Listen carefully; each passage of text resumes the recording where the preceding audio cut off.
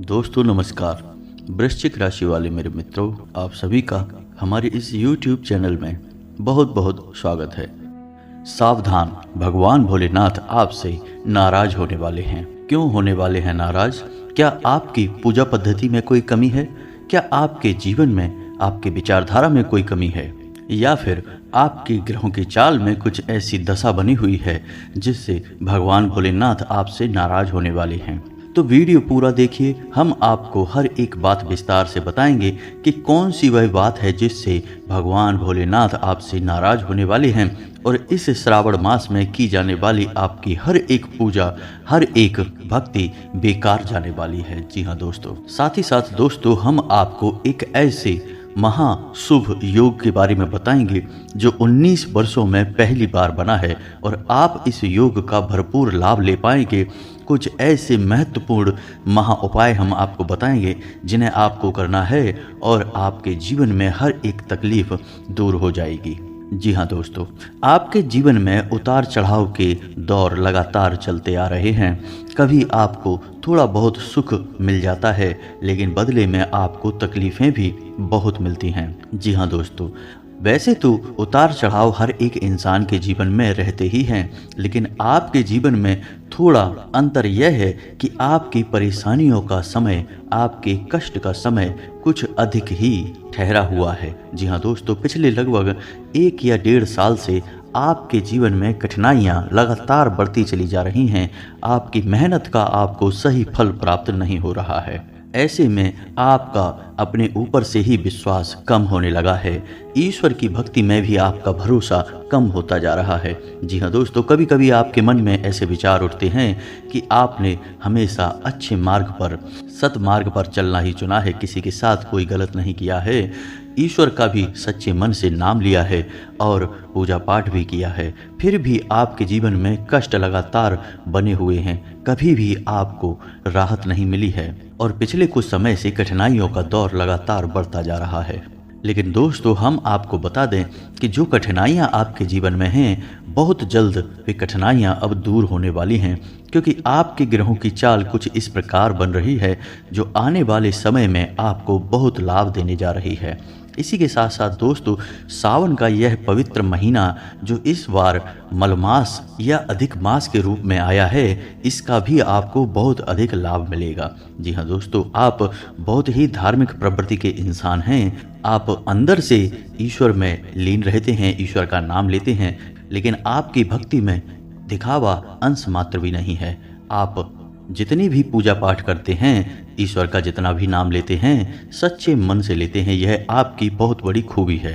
वैसे दोस्तों हम आपको यह बता दें कि आपको किसी भी पूजा पाठ के विशेष विधि विधान के बारे में ज्ञान कम है और आपका मानना यह है कि ईश्वर आस्था से प्रेम करते हैं, दिखावेबाजी से नहीं। लेकिन दोस्तों कभी कभी हम जाने अनजाने कुछ ऐसे कार्य कर देते हैं जिससे हमारे आराध्य देव, जिनकी हम पूजा पाठ कर रहे हैं, वे हमसे नाराज हो जाते हैं, रुष्ट हो जाते हैं। इसी प्रकार आज के इस वीडियो में हम आपको बताने जा रहे हैं आपके द्वारा की जाने वाली कुछ ऐसी गलतियाँ, कुछ ऐसे कार्य और कुछ ऐसे विचार जिनसे भगवान भोलेनाथ तुरंत नाराज हो जाते हैं। तो वीडियो को पूरा देखें, शुरू से लेकर अंत तक हर एक बात आपके जीवन से जुड़ी हुई है और इस ज्ञान का उपयोग करके आप अपने जीवन को सार्थक बना सकते हैं।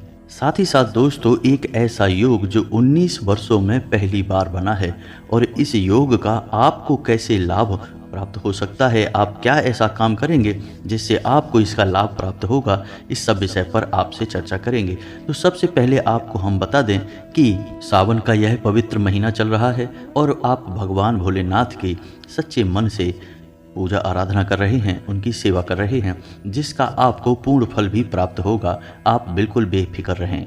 लेकिन इस दौरान आपको कुछ बातों को अपने मन में रखना बहुत आवश्यक है, जिससे आप कुछ बड़ी गलतियों को करने से बच जाएंगे। तो ध्यान से सुने वे कौन सी बातें हैं। तो वीडियो की शुरुआत करते हैं, लेकिन इससे पहले आपसे हम निवेदन करेंगे कि कमेंट में पूरे भक्ति भाव के साथ जय माँ भद्रकाली या फिर ओम नमः शिवाय अवश्य लिखें। माता आपका कल्याण करेंगी, भगवान भोलेनाथ आपका उद्धार करेंगे। तो चलिए दोस्तों वीडियो की शुरुआत करते हैं। अब ध्यान से सुनें। भगवान भोलेनाथ का सबसे अधिक नाता एक लोटा जल और बेलपत्र से है। तो अब आप कौन सी ऐसी गलती कर देते हैं जिससे ये दो चीज़ें भी भगवान भोलेनाथ आपके हाथों से नहीं लेते हैं? जी हाँ दोस्तों, तो सबसे पहला काम कि कुछ लोग ऐसा करते हैं कि सीधे मंदिर पहुंच जाते हैं। उन्होंने शिव मंदिर में ही मौजूद लोटे को उठाया, वहीं से जल भरा और शिवलिंग पर अर्पित कर दिया। बेलपत्र किसी से मांग ली और शिव जी को अर्पित कर दी। तो दोस्तों, यह पूजा सच्चे मन से की गई पूजा नहीं है, यह तो एक दिखावा मात्र है और भगवान भोलेनाथ इस तरह के जल को स्वीकार नहीं करते, ना ही बेलपत्र को स्वीकार करते हैं। तो आपको याद रखना है कि जब आप भगवान भोलेनाथ के मंदिर में जाएंगे तो लोटा भी आपके घर का होना चाहिए, जल भी आपके घर का होना चाहिए और बेलपत्र भी आपके ही प्रयासों से ली गई होनी चाहिए। जी हाँ दोस्तों, याद रखना है कि बेलपत्र जब आप तोड़ने जाएं तो कोई डाली ना टूटे, केवल पत्तियां ही टूटें। इस बात का विशेष ध्यान रखना है, क्योंकि बेलपत्र का जो पौधा होता है, जो वृक्ष होता है, वह स्वयं माता पार्वती का प्रतीक माना जाता है। तो आप बेलपत्र लें, लेकिन पेड़ को किसी प्रकार का कष्ट ना होने पाए, इस बात का आपको विशेष ध्यान रखना है। अब लोटे में, पात्र में जो जल अपने घर से आप ले जाएंगे, उसके पीछे क्या महत्वपूर्ण कारण है? पहला कि वह आपके घर का जल होगा, यानी कि आपकी भक्ति का प्रतीक होगा, जिसे भोलेनाथ तुरंत स्वीकार कर लेंगे। दूसरा कि जल के अंदर ऊर्जाओं को सूखने की एक कमाल की क्षमता होती है। तो आपके घर में जिस भी प्रकार की नकारात्मक, सकारात्मक जो भी ऊर्जा होगी, वह जल उसे सोख लेगा। यदि कोई दोष भी आपके घर में चल रहा है, जैसे पितृ दोष, वास्तु दोष या कोई अन्य ग्रह दोष वगैरह, तो वह जल उस दोष को भी अपने अंदर समाहित कर लेगा। और जब आप उस जल को भगवान भोलेनाथ के ऊपर अर्पित करेंगे तो आपके संपूर्ण दोषों का नाश हो जाएगा। और यदि उस जल में सकारात्मक ऊर्जा है, यानी आपके घर का माहौल बहुत पवित्र है, बहुत ही शुद्ध है, तो वह और अधिक बढ़ जाएगा। जी हाँ दोस्तों, इसलिए याद रखें कि घर से ही जल लेकर निकलें, यह बहुत ही आवश्यक है दोस्तों। अब लोटे और जल के विषय में ही एक बात आपको और बता दें कि कुछ लोग भगवान के ऊपर पूरा जल अर्पित करने के बाद खाली लोटा घर लेकर चले आते हैं। यह भी बहुत गलत है। तो आपको क्या करना है कि जल अर्पित करने के बाद जलाधारी से जो जल गुजर रहा है, आपको कुछ अंजुरी जल अपने लोटे में वापस ले लेना है और फिर उसे लाकर अपने घर पर हर एक कोने पर छिड़काव कर देना है। इससे भगवान भोलेनाथ की संपूर्ण कृपा आपके ऊपर आ जाएगी। दूसरा, खाली बर्तन घर में लाने का दोष भी आपको नहीं लगेगा। इसी प्रकार दोस्तों, यदि कोई इंसान आपके घर में लगातार बीमार रहता है, किसी प्रकार की शारीरिक, मानसिक या फिर आर्थिक तंगी से गुजर रहा है, तो उस इंसान के ऊपर विशेष तौर से वह जल आप छिड़कें। उस इंसान के जीवन में चमत्कारी बदलाव आएंगे।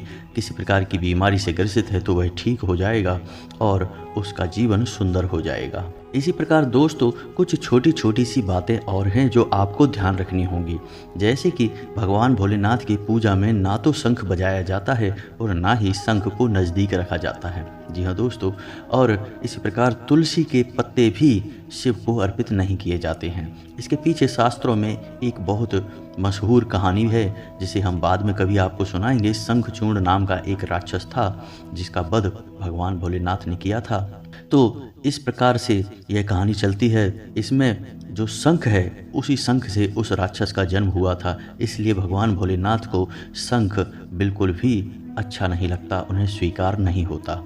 और तुलसी जो है वो उसी राक्षस की पत्नी वृंदा है, जिसने बाद में तुलसी का रूप धर लिया। तो तुलसी के पत्ते भी भगवान को बिल्कुल अर्पित नहीं किए जाते हैं। इसी प्रकार दोस्तों, सफ़ेद तिल या फिर सफ़ेद तिल से बनी हुई किसी प्रकार की मिठाई भगवान भोलेनाथ को अर्पित ना करें। यह भी शास्त्रों में पूर्ण रूप से वर्जित है। इसी प्रकार सिंदूर का अर्पण भी भगवान भोलेनाथ स्वीकार नहीं करते हैं, क्योंकि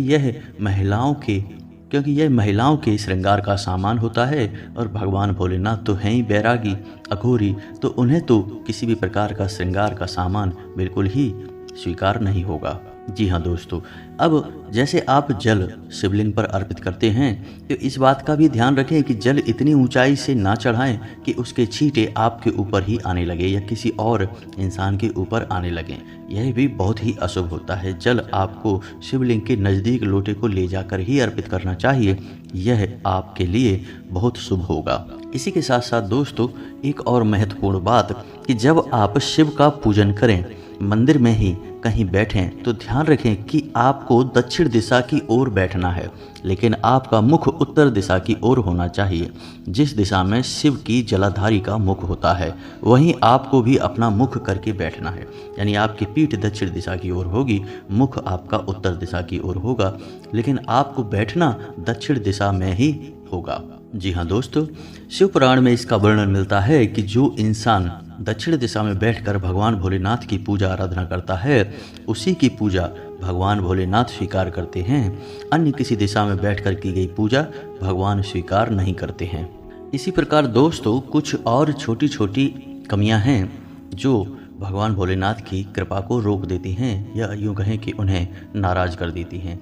जैसे कि लोग अक्सर शिव मंदिर में जो सामग्री है वह दूसरों से मांग लेते हैं, जैसे बेलपत्र किसी से मांग लिया या फिर चंदन, सुगंध, पुष्प या फिर कोई फल किसी से मांग लिया और उसे शिवलिंग पर अर्पित कर दिया। दोस्तों, यह बहुत ही गलत है, ऐसा कभी नहीं करना चाहिए।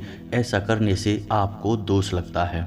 जो भी आपके पास व्यवस्था है आप उसे ही अर्पित करें, और यदि आप कुछ भी नहीं कर सकते हैं तो केवल एक लोटा जल ही अर्पित कर दें। हाँ, ऐसा हो सकता है कि शिवलिंग पर चढ़ी हुई बेलपत्री आप वापस लेकर शिव का नाम लेते हुए उन्हें धोकर दोबारा शिवलिंग पर आप चढ़ा सकते हैं, लेकिन किसी से मांग कर आपको नहीं चढ़ाना है। वे स्वयं शिवलिंग से ली गई बेलपत्रियां होनी चाहिए, उन्हें शिव स्वीकार कर लेते हैं, लेकिन मांग कर कोई भी सामग्री किसी को ना चढ़ाएं। यही गलती आप एक बार और कर देते हैं जब आप घी की और दीपक की बाती घर से लेकर जाते हैं और मंदिर में ही रखे हुए किसी भी दीपक में अपनी बाती को रख कर जला देते हैं। यह बहुत ही गलत है दोस्तों। याद रखिए कि आपसे पहले किसी ने दीपक वहाँ जलाया था और वह दीपक पूरा जला हुआ था, और उस दीपक को जलाने में उस इंसान की क्या कामना थी, क्या मनसा थी, उसका प्रभाव आपके ऊपर आएगा, उसकी नकारात्मकता आपके ऊपर आएगी। दूसरा कि हमारे शास्त्रों में बुझे हुए दीपक को मृत इंसान के समान माना गया है, यानी कि शव के समान माना गया है। तो जब तक उस दीपक को धोकर सुखाकर दोबारा तैयार नहीं किया जाए तब तक वह दीपक शव के समान होता है। तो आपको ऐसे दीपक में दोबारा दीपक नहीं जलाना है। हो सके तो आप घर से ही मिट्टी का एक दीपक लेकर जाएं और वह नया हो और कोरा हो तो सर्वोत्तम रहे। और यदि आप बार बार उसी में दीपक जलाते हैं तो हर बार उसे घर वापस लाकर उसे धोकर सुखाकर दूसरे दिन के लिए तैयार करें। ऐसा करने से ही शिव आपसे प्रसन्न होंगे, अन्यथा आप बिना मतलब के दूसरे की परेशानियों से घिर जाएंगे, दूसरे की नकारात्मकता आपको घेर लेगी। इस बात का आपको विशेष ध्यान रखना है। अब कुछ छोटी छोटी बातें हैं जिन्हें आपको और ध्यान रखना है। दोस्तों, आपने सुना होगा सत्यम शिवम सुंदरम, यानी कि शिव को सत्य ही पसंद है, उन्हें सत्य ही सुंदर लगता है। यानी आपको जब आप शिव का विशेष पूजन कर रहे हैं, जैसे सावन के इस पवित्र महीने में शिव को आप पूज रहे हैं, उस विशेष महीने में जितना हो सके उतना सत्य ही बोलना है। अगर हो सके जिसमें बहुत अधिक आपको परेशानी हो तो थोड़ा बहुत झूठ चल भी सकता है, लेकिन जितना हो सके उतना अधिक से अधिक सत्य बोलें। और एक और बड़ी बात कि जैसे ही आप मंदिर के प्रांगण में घुसें, यानी शिव के दायरे में आएँ, तो भूले से भी असत्य वचन ना बोलें, केवल और केवल सत्य ही बोलें। जी हाँ दोस्तों, सत्य बोलने वाले लोग भगवान को बहुत प्रिय हैं। सत्य का साथ ही शिव का साथ होता है। जी हाँ दोस्तों, तो यह तो थी छोटी छोटी कुछ खामियां, कुछ गलतियां जिन्हें आप भूल कर भी ना करें, अन्यथा आपकी पूजा का फल निष्फल हो जाएगा। जी हाँ दोस्तों, अब आपको बताते हैं कि एक ऐसा योग जो कि 19 वर्षों में पहली बार बना है और आप इस योग का कैसे लाभ ले सकते हैं, तो ध्यान से सुने। दोस्तों, इस बार मल मास, जिसे अधिक मास कहते हैं, यह सावन के महीने में हो रहा है और शास्त्रों की माने तो मल मास के स्वामी भगवान श्री हरि विष्णु हैं। जी हाँ दोस्तों, मलमास एक ऐसे महीने को कहा जाता है जो कि पारंपरिक महीनों से अलग होता है, एक महीना अधिक होता है। तो इस महीने का कोई स्वामी बनने को तैयार ही नहीं था, यानी हर देवी देवता का अपना एक महीना था।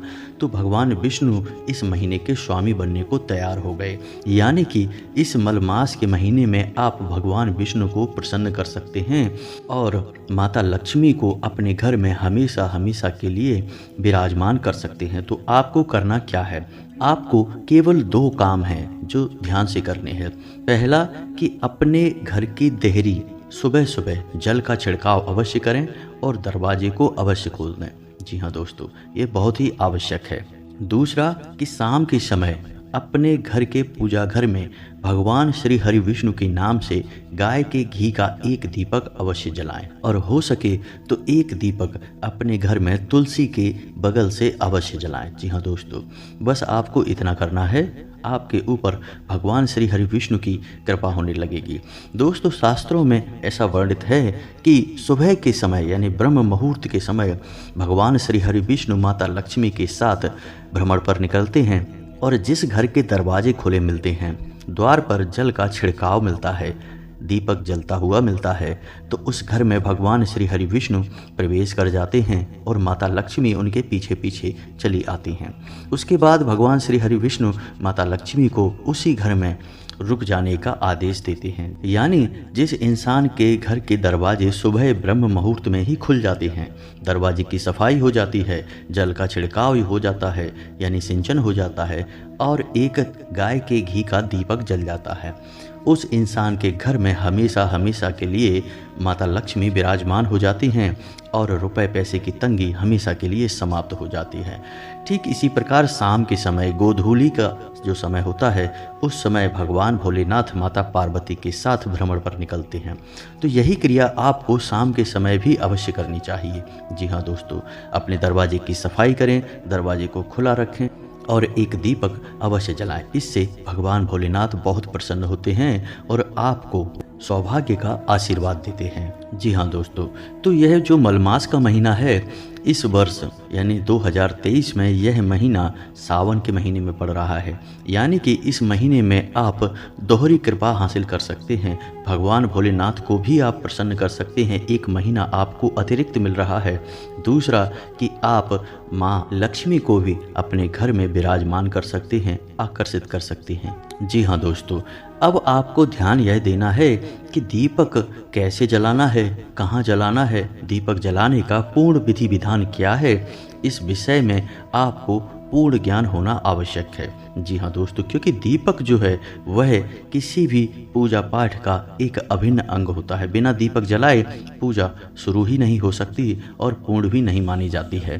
तो ऐसे में दीपक के बारे में संपूर्ण ज्ञान होना बहुत आवश्यक है। जी हाँ दोस्तों, तो यदि आपको दीपक के विषय में पूर्ण ज्ञान नहीं है और आपको इस विषय पर वीडियो चाहिए तो आप हमें कमेंट करके बताइए, हम आपको इस विषय पर भी वीडियो बनाकर दे देंगे जिसमें आपको संपूर्ण ज्ञान विस्तार से बताया जाएगा। यह आपके लिए बहुत आवश्यक है दोस्तों। साथ ही साथ हम आपको दोस्तों बता दें कि पूजा में आप अगरबत्ती बिल्कुल भी ना जलाएं।